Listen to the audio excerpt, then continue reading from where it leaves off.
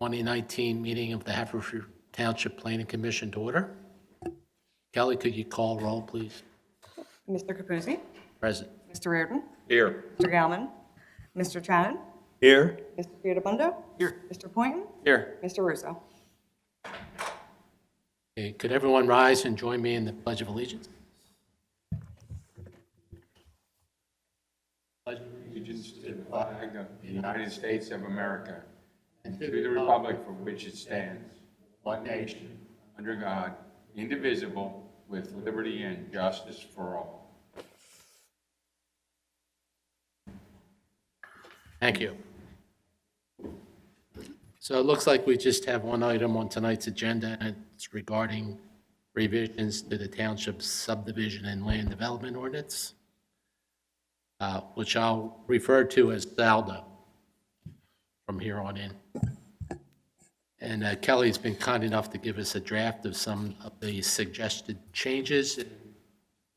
What I'd like to do is go through each section and get any comments or suggested revisions on the record so that Kelly can make adjustments, and then hopefully we can move these on to the Board of Commissioners tonight.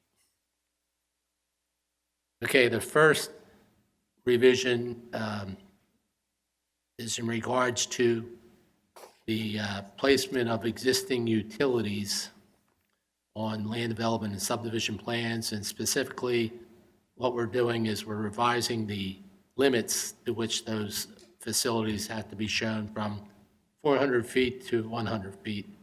The reason being, we ordinarily grant waivers for the 400-foot requirement anyhow, so the thought is we'd be a little more realistic with the extent of how those improvements are shown. So, does anyone have any questions or comments regarding the first change? No. Okay. Kelly, the only thing I would do is, after the word sanitary sewer, put in a comma and take out the word and, since there's an and at the end of that series already. Okay. The second item has to do with a reference to the zoning code or the zoning chapter and the requirements for setback lines. And again, it's pretty straightforward revision. And anybody, any comments? No? No. Okay. Just a comment using by, maybe to keep the word by the zoning chapter. Other ordinances, other than- By or in, yeah, I think there's a preposition that needs to be added there. I think the "in" needs to be in there. That was my note to Kelly the other day. Sure, yep. And the next item has to do with a reference to open space requirements. It used to be in the zoning chapter, it's now in the Saldo, so we're just correcting that oversight.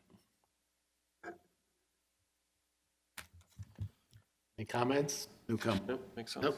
Okay, we're good there. Next item talks about procedures and review fees for final plans.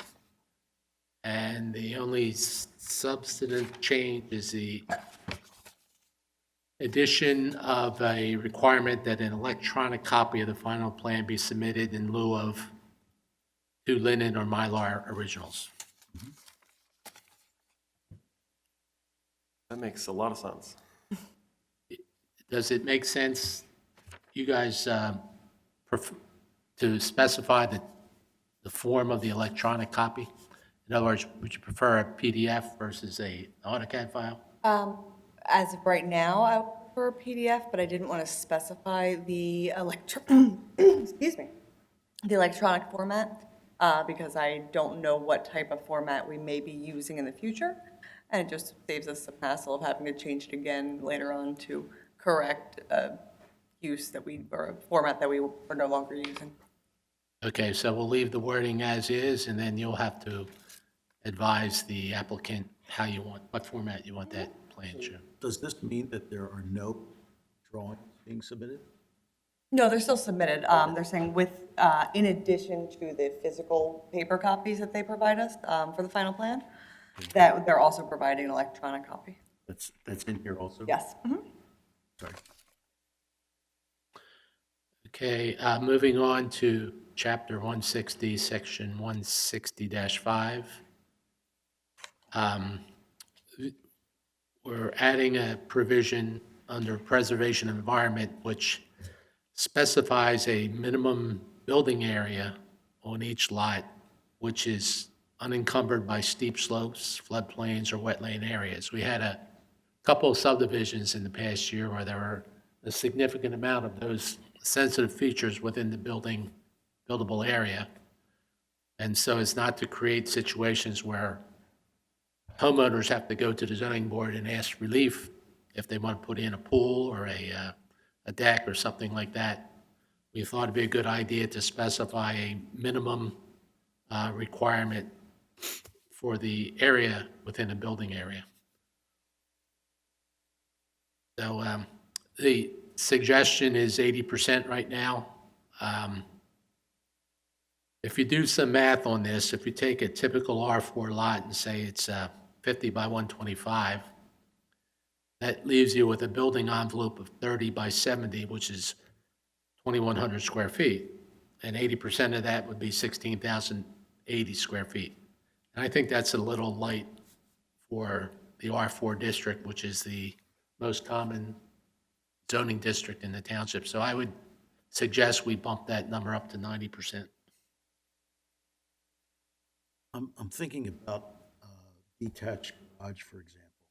Would that be covered in coverage? The detached garages don't have to be within the building setback envelope.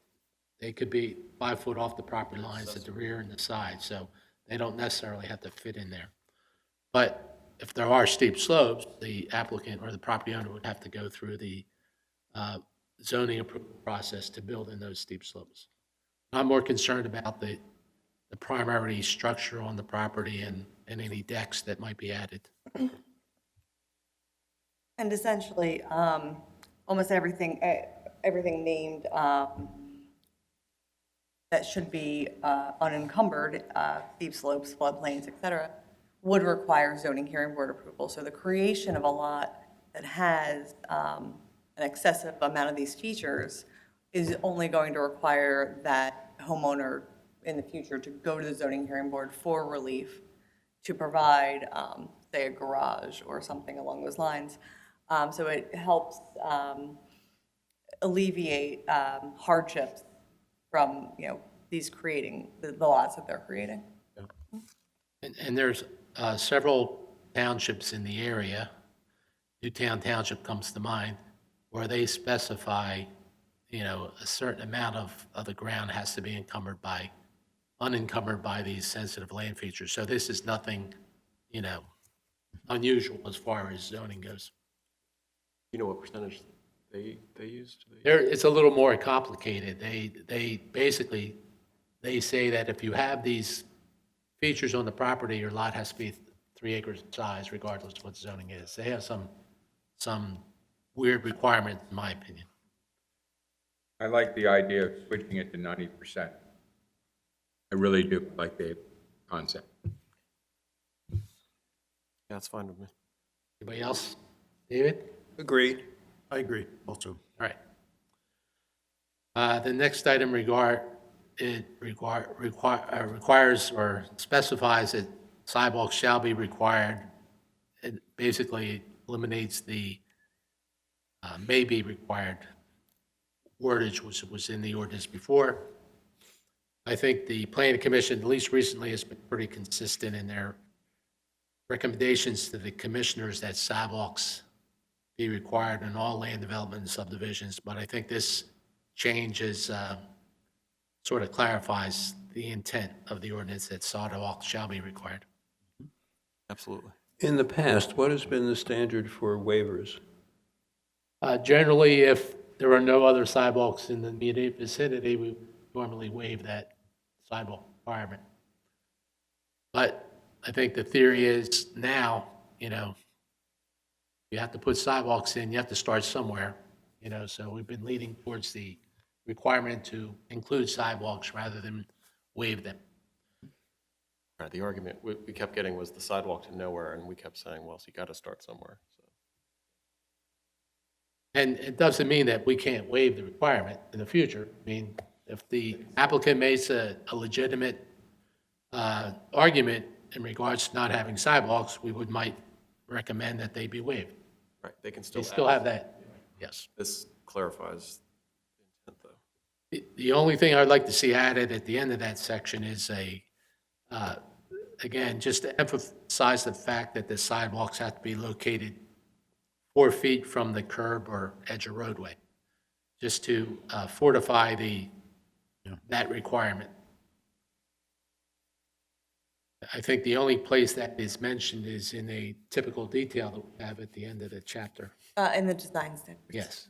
So I'd like to reinforce the 4-foot grass strip. Actually, I'm sorry, I believe it's also referenced in the streets and sidewalks chapter, which is, don't quote me, I want to say 157?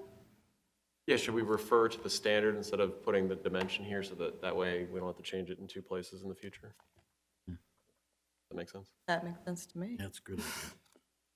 Okay, so, That it says it here and down the road, the design standard changes if we forget to change this little passage. as long as we add a statement that the grass strip is required in accordance with whatever chapter is applicable. The next item refers to street lighting. And again, it takes out the wordage about at the discretion of the Board of Commissioners. It sets in certain requirements that it shall be required. Is there a reason why there's emphasis on major subdivisions where in the beginning you say all non-residential and all multifamily residential? It's just underlined and in bold because it was an addition to the language. It just, okay, I was thinking. It does look, yeah, Right. because it's by itself, it does look like it's stressed, but no. The regular black text is what's there now. The red strike through is what's being removed, And then the bolded darker- underline is the new words. Okay, Correct. Just so we're all clear, yep. And I I'm see- questioning the word major. Oh, I'm sorry, I misunderstood. Major subdivision is defined as 5 to 10 new lots, whereas a minor subdivision is between 1 and 4. Because to me, the word all covers everything. And it's just, Well, no, the reason that this is changed is to not, so that we aren't requiring it for the very minor subdivisions that we usually see, where it's a 2-lot subdivision that already has streetlights. so what So we're- constitutes a major? A major subdivision is 5 or more lots. Okay. Right? Generally, the minor subdivisions are on a street that's already in existence, that already has streetlights. So this was just to keep us from having to, give the same waiver, because it's not necessary, because they're already there. Got it. Kelly, would you also, please, after the word "and," use as residential areas and just remove the comma? You don't need it anymore. Yep. Okay, I would recommend a change to the last sentence. I'd like that to read, all proposed street intersections shall have streetlights. So that whether it's a major subdivision, a minor subdivision, whatever, if it's at an intersection that includes the construction of proposed streets, that it have a streetlight there. As opposed to just being required on major collectors and major arterials. Anybody else? Yeah, before we leave this section, do we not need to make any changes to the curb? We're happy with the curb requirements? I'm sorry, the portion of the curb isn't in here. So I wasn't making a change to it, but Right. curbs are required, period. We don't have to read it, we don't have to clarify that? No. Okay, that was all I was wondering. Okay, I guess the remainder of the changes have to do with sanitary sewers. And Kelly, why don't you explain the reason for these modifications? Sure. So this was a situation that was recently brought up with subdivision this year, that there was some interpretation of the code from where it would say whenever it is impractical to connect with the township sewers, which was, in my interpretation, intended to mean impractical meaning distance and not impractical meaning, capacity or things of that nature. If there is a sewer main running through the road that the subdivision is proposed on, that they need to connect to that sewer, and that on-site systems were essentially, not needed because there is, township sewer mains in these roads. So that was just clarification of language, and then references chapter 149, which is sewage and drainage facilities, where it does, excuse me, specify that a little bit more clear. Chapter 149 specifies that if you're within 200 feet of a public sewer, you have to connect. It does. Okay.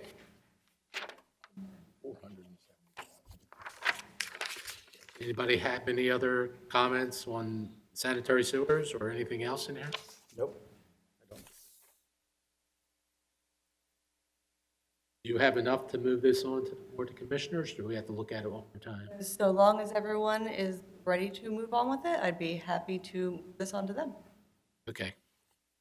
All right, I'll make a motion that the proposed amendments to the subdivision land development ordinance as discussed at tonight's meeting be forwarded to the Board of Commissioners for adoption. I second that. All in favor signify by saying aye. Aye. Opposed? No. Okay, we're good. I noticed that the changes we talked about regarding open space are not part of this ordinance. They're going to require a little bit more research and consultation. So in order to move this forward, because the commissioners did request that we act on, or that we look at the sidewalk portion, I wanted to just get the minor changes out of the way so we can move forward with those. Then we can revisit the open space requirements. Okay, it's not a dead issue then. It is not a dead issue, just Okay, research further. all right. Let's see, what else? We don't have any minutes to review, so I'll entertain a motion for adjournment. And I bring up one quick little thing for about a minute, and then for us to consider in the future. And that is that as a result of conversation with a neighbor, I found out that and I've noticed this in my own neighborhood, there's all kinds of outdoor facilities coming about where people are putting out outdoor kitchens. And they are using outdoor kitchens and also installing fireplaces out there, and I mean real fireplaces, not fire pits. And they're doing other things which we're working on doing, and I would suggest that early next year, we take a look at those kinds of facilities, figure out what other people are doing. And it has come to my attention in the last 48, 72 hours that a fireplace, masonry fireplace, was built 6 inches off the property line with a block wall staring at the neighbor and finished off on the other side. Okay, and it's a substantial piece, and I think close to 7 feet tall, this far from the fence. And not in my neighborhood, but nearby. And I've seen other ones that have happened on my street alone. There have been 4 outdoor kitchens put in this year alone.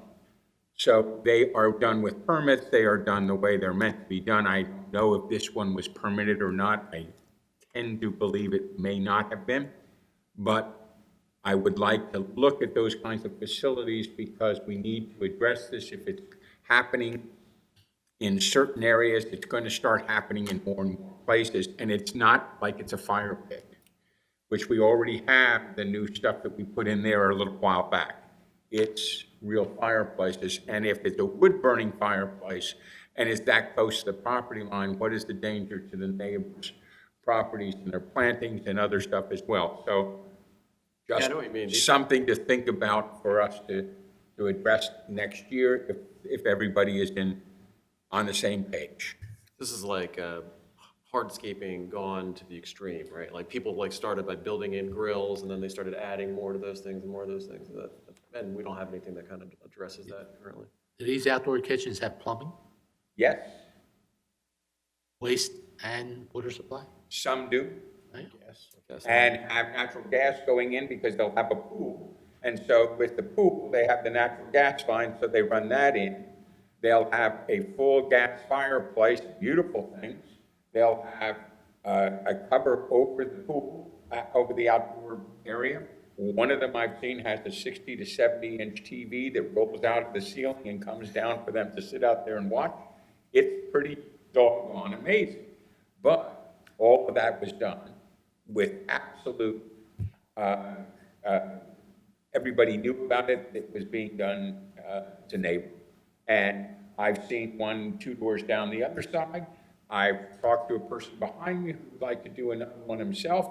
So I'm seeing this and I'm thinking we should get in front of it to make certain that we have everything meet some kind of proper criteria for land use. So you're probably talking about some type of setback requirements for these facilities. I'm also thinking there should be setback for these kinds of facilities as well, the same kinds of setback that we would have for any other structure that we would have on a private property. So yes. Kelly, does somebody need a permit for a hardscape patio? Patios, yeah. They do, okay. Sure. You know, the one I just mentioned, they got permits for everything. Patios themselves, unless they are, unless there's a structure, or there's footings so that there can be a structure in the future, are not subject to setback requirements. Right. They are subject to impervious surface requirements. Right, so you can go right up to the property line with a hardscape. I think that in certain zoning areas, there's a 3-foot or 2-foot setback For driveways. for driveways. So if it's capable of being driven on, then it becomes, in essence, the question I have is that then actually a driveway? I'm not sure that's not usually the case. Generally, generally when somebody puts in a patio, it's in their rear yard and it's disconnected from any drive area. So I don't know if that's something that's necessary to add language for. Would it happen on rare occasions? I suppose, sure. My concern is that if we have a setback distance that we want to have playground equipment at, if we don't allow the hardscaping to be closer than what we allow playground equipment to be at, then the chance of somebody putting a trampoline hard up against the property line goes away. It's a safety issue. And I see it as a safety issue in this regard, because I have watched people put their trampolines hard up against the property line with a wrought iron fence next to it. Okay, the revision that you're looking to make is going to be to the zoning ordinance. And there's quite a few, I guess, revisions that will be coming out of the comprehensive plan.